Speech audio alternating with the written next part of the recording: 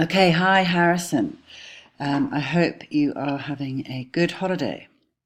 Now, I have read through your draft and just highlighting a few areas for you to tidy up. But I have to say, Harrison, you've done a good job here.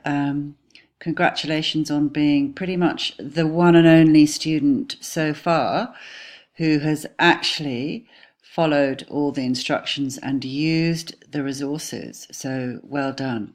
Also, your editing is so much better. So well done and keep it up. Um, Now, your form, that's all good, excellent editing. But what I think you need to be showing your awareness of is where would these ads appear? So when you say that they would be on billboards, you show your understanding of where, because you need to show your understanding of how positioning in advertising is really important to position the advertisements in areas which will have the maximum viewing from the target audience. So you need to decide, are they going to be in shopping malls? Are they going to be positioned near gymnasiums, in bus shelters? If they're in magazines, you need to give us a few ideas of what kinds of magazines, names. Now, if you say that the Dove is also online, which I think it is because it's got this sort of click thing here, then you need to say perhaps what kind of online, where would it be a pop-up on Facebook, for example? Now, as I've said here, you may need to cut some of your analysis of the layout from this section because I do see that you're quite significantly over. You're 445 words over, so you are going to need to cut. So you've gone into doing a little bit of analysis here, and you will need to probably cut that and add it into your language and visual element sections. Okay, just I've highlighted a few things here in red, capital letters for proper names. Yes, they both aim to sell a similar product. And you're good. You've said that they're using celebrity endorsement.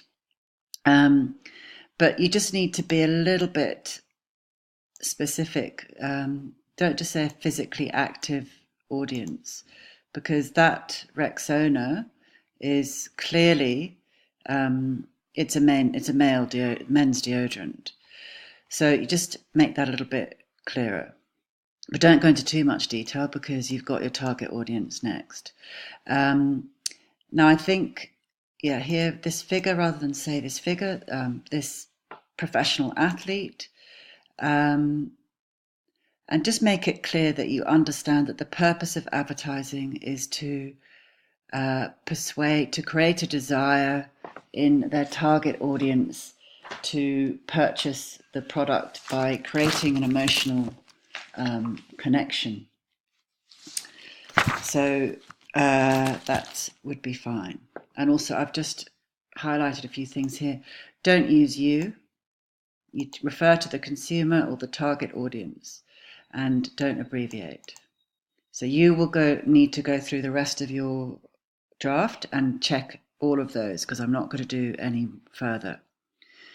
Okay, target audience, just a little bit. I've added in a few tips here. Now, I think with your target audience, you need to be more specific. Male adolescents and young adults is not specific enough. I think we're talking probably males aged 15 to about 25 or 30 would be the target audience here. And is the athlete rather than role model, or you could say, why would he appeal to this age group?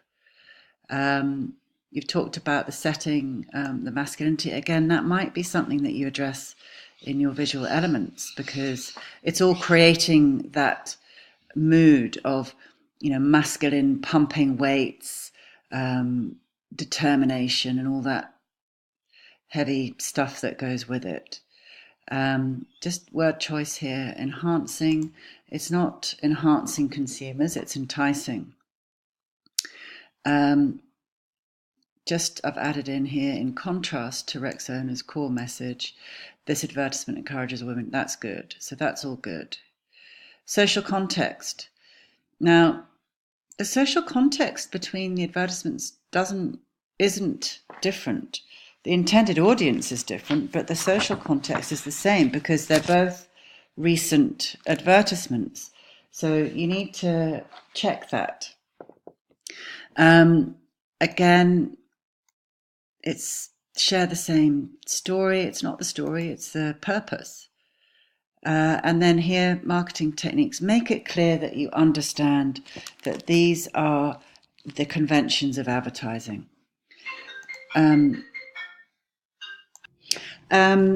So yes, just a bit of editing here. Throughout Rexona's Stephen Curry, advertising implies feelings of higher status and power. Just need to read that out loud to yourself, Harrison, and tidy that up. And just a little bit of detail. When you say that they've had this ongoing partnership, why? Why would what does he represent? What values does he represent? And that's the relevant social background. Why? What has he won? You say that he's a top basketball player, but for what team? Are they world champions? That's the kind of thing that's relevant because that's what makes him relevant.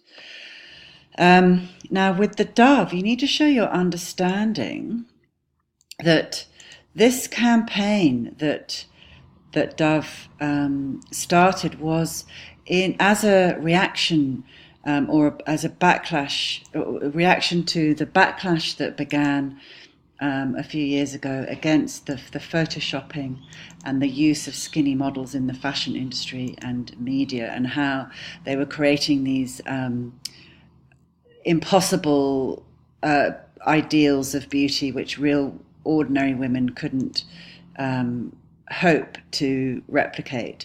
So that's what you need to be showing your understanding of. That's relevant social context. You might need to cut a bit and pick out those are the relevant aspects of social context. Okay, language features. Now, I'm not sure. I'm not sure that the logo represents peace. I think the idea of the dove is the softness and the soft, caring quality of the product and how it's going to be soft and sensitive to your skin. So unless you've found that on Google, I'm not sure that that's quite right. So you need to rethink this. Softness and kindness to skin is what I think it is. But you may prove me wrong. Now, repetition of the brand and logo have been used. Now, again, just make sure to hit those criteria, knowledge and understanding. One, keep making sure that you are foregrounding the fact that it is the creators of the advertisement who are using these conventions in order to create an effect on their audience. So just change up how you're foregrounding that. Now, again, when you're talking about marketing technique, when you're talking about the language here, these are persuasive language techniques. So just make sure you're making that clear. You talk about it won't let you down. Now you need to make sure that you show that you understand that that is the use of direct address. And what's the effect of that? Direct address engages the audience directly and makes them feel as if they're being spoken to personally. So it creates that sort of personal connection between the target audience and the product.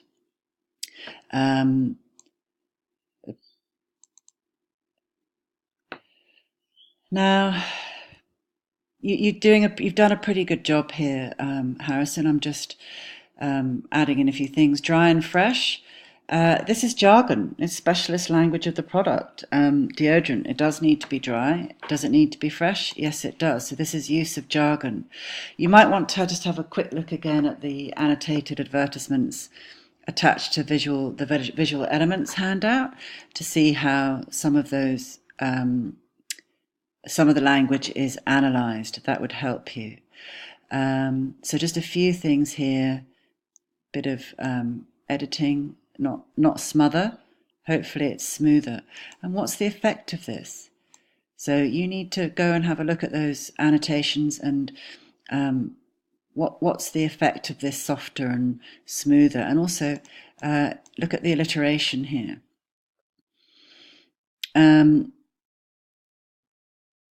So you've done a pretty good job. Visual elements. Again, just have a look through their use of. That's foregrounding that they are using these. When you say it's well structured, well, why is it well structured, and how have they structured it? So you need to add a bit more in.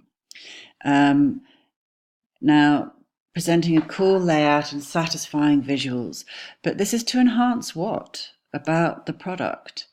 What is the key mood and message that they're trying to create through the color and the layout? So you're talking about the feminine colors, but there's a sort of element of, let me just have a look. There's an element of fun, isn't there? And confidence. And this seems to imply that if you use this, you're going to have softer, smoother underarms in just 5 days. So it's actually an improving product. It's giving them this added value. It's not just a really good deodorant. It actually stops regrowth or something. So you need to show your understanding of this, and you need to look at the pose of the model. And I think actually the way that she's positioned, her body layout actually sort of replicates the shape of the product. So it's all about reinforcing that connection and being able and making the audience remember it. So just have another look at the fact that it's blue. Again, brand reinforcement, because that's the colors. I think you do talk about blue and white and the psychology behind those. If you haven't, then have a look at the handout, the document that's on Sector about the color in advertising. So you just need to tidy up a few of these. Now you say to reflect society's ideals of beauty, but I think again, yes, she is an attractive female model, but she's not Angelina Jolie. She is part of this campaign of trying to look like they're using ordinary women. So I think you need to be careful about reflecting society's ideals of beauty. I think this is all about making a connection to ordinary women, that this is an ideal that they can aspire to, because this is available for everyone. So yes, she's attractive, but she's not a supermodel. Does she seem to show that she's a fun-loving, confident, independent female? So this is the value that they are promoting: confidence and independence, and that feeling of happiness and fun. So you need to just show your understanding of that.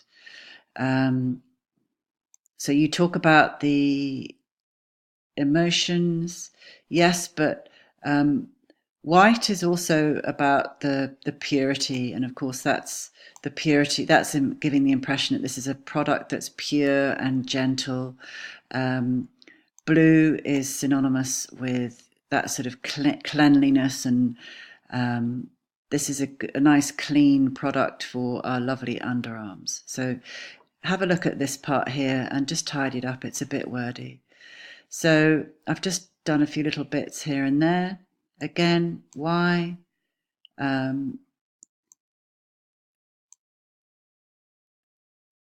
we're going to stop now, and then I'm going to pick up in the next part.